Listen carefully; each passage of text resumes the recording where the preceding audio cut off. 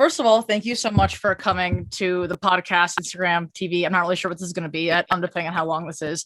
Probably not going to be like it's probably going to be like 20 minutes.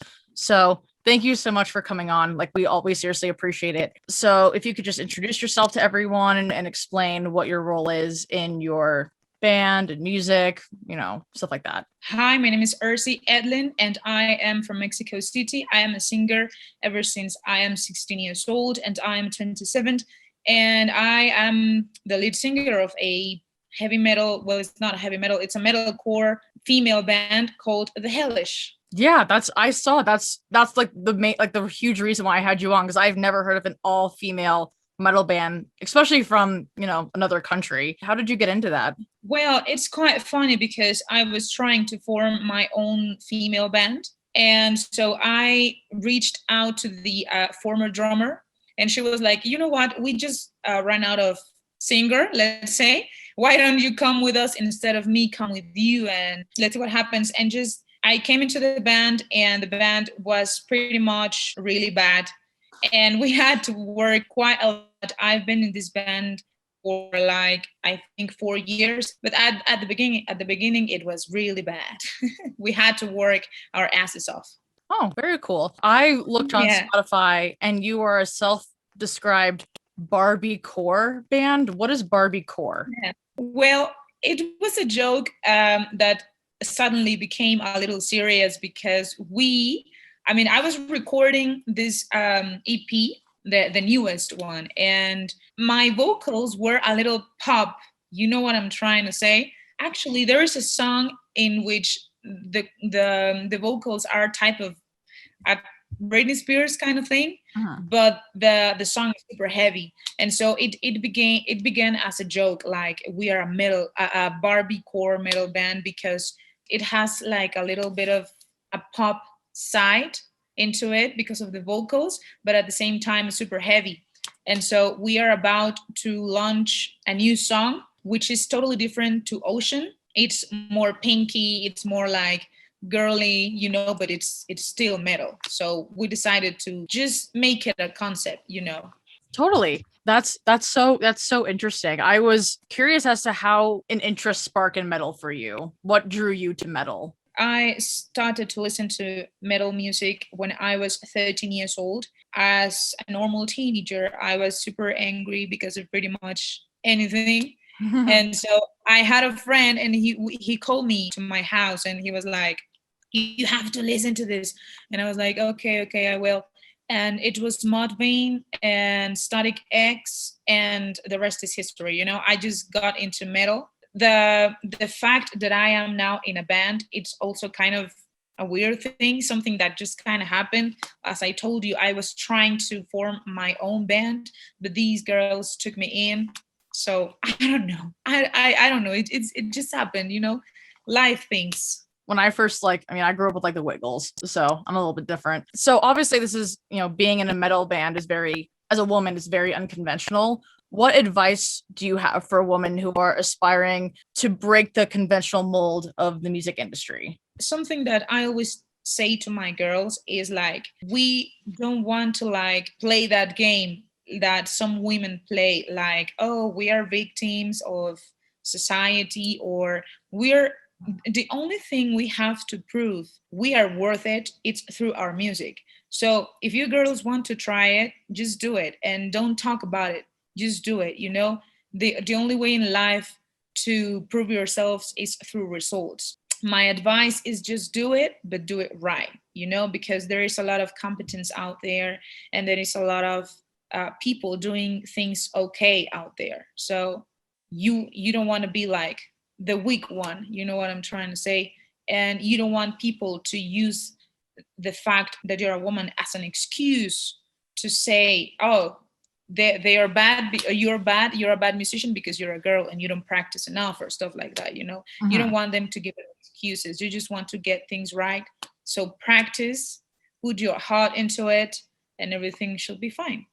Wow, that's a really powerful message. That's a really good way to put it. I think a lot of women, they don't want to play that card. Yeah, you don't have to play that.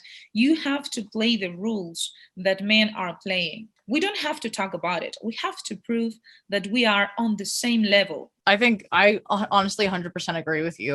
Just like don't give them a reason to think that you're weak for whatever reason. How well do you get along with your bandmates? Are you guys like really close? Yes, yes. I would dare to say that we are pretty much like sisters, you know. Sometimes on the road or during rehearsal, it doesn't matter. Sometimes you're gonna have to break your sandwich into three pieces. You know, sometimes you're gonna share money, you're gonna share your bed, your makeup, your time, your experiences, boyfriend stories, and when we are trying to put our music together, like when we are composing, actually composing, our real self brings up. It has brought us so very close. If you don't have true friendship in your band or your project or with your musicians, pretty much you don't have anything, because then why you do that? So if you weren't close before, how did you get close? Did you say, okay, let's sit down and get to know each other, or did it just kind of happen naturally? Well, it was pretty complicated at first because we're super different from each other. We talked about it. Like, guys, we're not close enough. We said that. I remember several times. We had to soften ourselves a little bit. We had to, but pretty much life situations, you know, sometimes we get to rehearsal and sometimes afterwards we go for a beer and or we eat together or we talk about man or whatever it is. Every experience has brought us together. That's really special. This is really, really Yeah. sweet. I love this interview. This is really, really fun. Oh, I love you. I love you already. oh, thanks. I love you too. That's why I love like I've interviewed women. I just feel so not saying men make me uncomfortable, but it's just like the girls just like get it. I don't know what they get, but they get it. Just like sisterhood. Like I'm in a sorority, which is again I said before every interview I'm ever in, but like I'm in a sorority and like I feel like 100%. And you know what? Something happens even in music, like sensibility, it's like underrated. Even in music, you can be surrounded by musicians or any type of artist, but they don't always talk about their sensibilities. And when we are, you know, women to women, it's like, guys, we can soften ourselves a little bit and just talk about it, just like you said it, you know, and talk about those little details that sometimes are ignored for some reason. At least from my experience, like living in, well, especially close to New York City. I've lived in New York City. I've lived in California. Women are very on guard with each other, which is weird, as if there's like a competition or something. And I think it's as a society, I think it's important that we, as you said, soften, you know, up with each other and just open up because like we're all in this together. We're all in the same Yes. playing field over here. Like, what's the competition? Why do you know, girls helping girls? Hello, don't bring each other down. There's no point. Yeah, precisely. And something that, I mean, you didn't ask me this, but something that I like about my band is that we have never had that type of competence situation or vibe. Sometimes people ask, like, do you guys compete for who's the prettiest? Do you guys compete for followers? And you know what? People are, now that we are talking about this, people are so obsessed with us being females. Sometimes when they get to us, they don't care about the music, you know? It's like we put everything we have into our music, money, time, creativity, artistry. We put everything we have into our work and we do it with love. And people are just so obsessed with us being females. They forget that we are musicians. Exactly. I couldn't agree with you more. That's what I've noticed too. Like a lot of the times with musicians, you know, and it doesn't matter what their music is. It mostly matters like who they're dating or, you know, what dress they wore on their way to get Yeah. Starbucks. It's really superficial and annoying. And like guys, it's just like, you know, it seems like they don't really care about that as much. Do you guys all, is this everyone's main job or do you guys all have separate jobs outside of this band? Do you have like a full-time job? Because you said you were a teacher before. I have been a teacher from time to time. One of my guitar players, she works for American Airlines, if I'm not mistaken. Oh, word, that's cool. Yeah. Yeah, because she's very fluent at English as well. The bassist, I don't understand her work, but I know that she's in this type of organization that makes elementary education better, you know? Cool. Yeah. And the youngest, she's just 21 and she's studying. I don't know what she's studying, some type of administration thing, but she's studying. Yeah. Okay, cool. All right, cool. That's Yeah. awesome. Do you involve yourself in other areas in the music industry aside from just this band? No, actually, I'm just a singer. I studied music.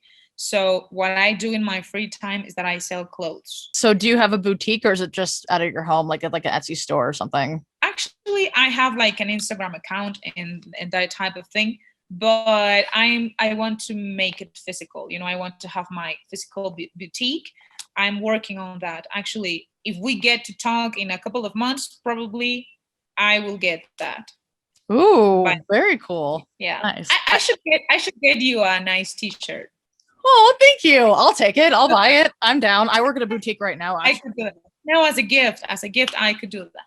That's so Yeah. sweet. Thank you. That's so kind of you. I love t-shirts. I will gladly take them. Oh yeah. How has the pandemic affected your band and your music and everything like that? When the pandemic began, we were like, what are we going to do? The pandemic, of course, has lasted more than we expected. So what we did was just, you know what, guys, let's get to work. So our producer, he lives in Monterrey, which is at the north of Mexico, and we live in Mexico City, which is super far away from that. And so we started to work with him through distance. We felt like we were so close to big festivals, but at the same time, we just took advantage of the time that we had. And trust me, the music that we did is just crazy.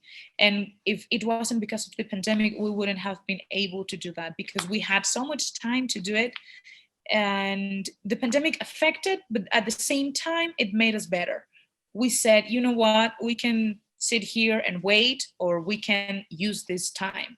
And that's pretty much what we did. And the music that we are about to launch is just insane, and it's beautiful, and it's heavy, and it's feminine, it's sensitive but strong. We just took the bright side of things, and we took that time. And I don't know, I'm so excited for you to hear that in the next few months. I know I'm excited too. I mean, that's what I've noticed about like a lot of the artists that I have interviewed is that they're like that we have nothing else to do except for create songs. Like there's no Yes. no distractions. It was almost like the best thing for their music. Did you guys just all like quarantine together? No, actually, we didn't see each other as much. We worked through WhatsApp calls, Mm-hmm. or this type of distance. I saw my basis because she and we pretty much composed everything. But when we had to actually record the material, we had to travel to Monterey, and we stood there for a week doing like 14 hours a day. I know it sounds tough, but when you love this, I mean, I felt like a fish in the water. Like this is what I was born to Aw. be eating sushi, creating things in a dark room and a microphone. That's what I love to do.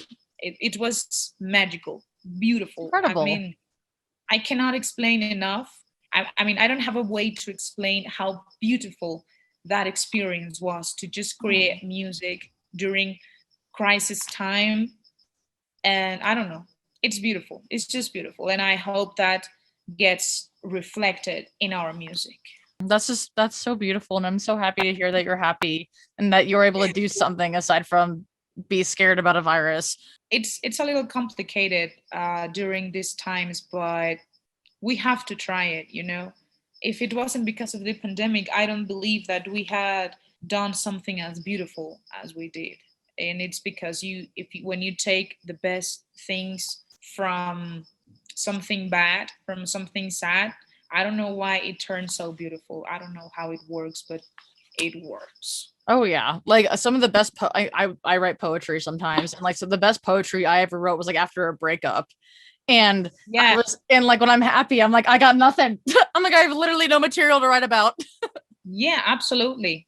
Absolutely. Actually, this song that we have on YouTube right now, I mean the Ocean song, that song, I wrote it for a friend who wanted to commit suicide through the ocean. And so, yeah, the song, it's not because it's I don't say it because it is my song, but trust me when I say that it took me the entire pandemic to write it well. And so it's a beautiful song because it was taken from something so dark, but at the end of the day it came out well.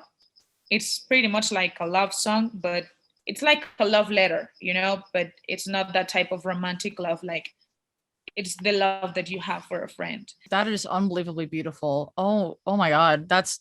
Thank you for sharing that. That's so beautiful. I'm like tearing up. That's really, really sweet. That's so Thank beautiful. you for reaching out. Yeah, no, of course. That's so sweet. I know what it's like to feel like you don't want to be on this earth anymore. And like I really relate to that. So that's really beautiful. And I think that's really touching. And I hope your friend's doing well. I hope he or she is healing and doing better. He's doing great. He's Good. doing great. Yeah, Good. I spoke to him last night through the phone, and he's laughing like never before. And I feel glad that probably because I told him, I called him at the day of the launch, and I told him, you go on YouTube and watch my video, please, and read the lyrics of the song because I wrote it to you. And I'm glad to see him so well now, and to feel like I'm a little part of that. It's just something beautiful. It's this is what I do. Oh, so amazing. That's so heartfelt. This is like definitely very random and off topic. How did you learn English? Like your English is fantastic. Well, it's quite funny. My mom and I, we used to watch movies together ever since I can remember. But she never really liked the translation because she used to say that the acting skills of the actors was terrible, and that was like ruined the movie. And so I was like, I was able to read at the age of 3, and so I was able to read the subtitles. And so one night we were just watching a movie as always. I was 11, I believe, and I wasn't using the subtitles. And I was like, Mom, I understand. I understand the movie, and I don't need the subtitles. And so after that, I get into high school, and I had this Nigerian teacher, but he told me like the British type of English. And so that's how I completed my English process, let's say. And so that's pretty much it. But I learned it in a very natural way. Oh, Yeah. that's really, really cool. I was gonna say, when you sing like your songs, do you ever switch between English and Spanish, or songs just in English or just in Spanish? I just like to write my lyrics in English because in Spanish, Spanish, we have more in between words, let's say. For example, I don't know, we have los, las, Oh yeah. and in English it's just the. So I found it sounds, in my opinion, it sounds better, and it's more, I mean, the lyrics can be more concrete, like to the point. And Spanish just go around and around the topic all over and over, and I don't like that. And I don't know, I just feel good in English. Probably someday I will. I've never wrote any song in Spanish for some Nice. reason. Probably someday I'll do it, but for the moment I feel good like this. That's awesome. Hell yeah. Thank Is there anything else you want to add? Like, do you want to like plug anything, like your Instagram, your upcoming album, projects, whatever? You can follow us all over internet: Spotify, YouTube, Instagram, Twitter, Facebook as the Hellish, and we are your Barbie core metal friends. Please follow us and please listen to our music. And where can we find your music? Is it on all streaming platforms? All streaming platforms. Yeah, absolutely. And we have this new song Ocean that is out now, but we are about to launch many more songs. So you better don't miss it. I will not miss it. I will have an alarm set, I promise. Thank you so much for taking the time out of your day to talk with me. Like, this was such a lovely interview. I cannot stress that enough. And thank you for all of your words of wisdom and girl power and all that stuff. So anyway, thank you so much. My And pleasure. My yeah, pleasure. Thank you for reaching out. I wish you the best, and I thank hope you. we can talk from time to time. Yes, I love that. I love that so much. I love this job. It's so fun meeting new people. Thank you so much and have a great rest of your day. Thank you. Have a good night. Bye bye.